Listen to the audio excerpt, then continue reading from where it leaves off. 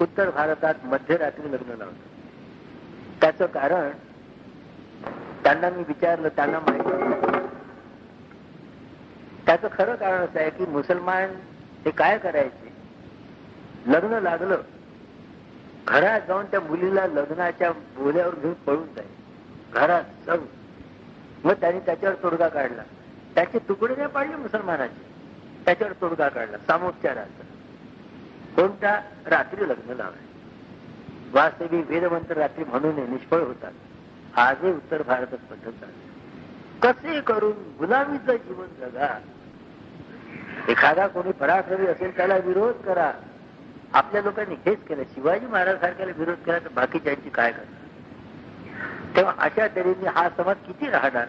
म्हणून जे सत्य आहे हे लोकांसमोर स्पष्टपणे मांडण्याच्या वेळ आहे. जसं दुसरं उदाहरण घ्यायचं म्हणून सांग.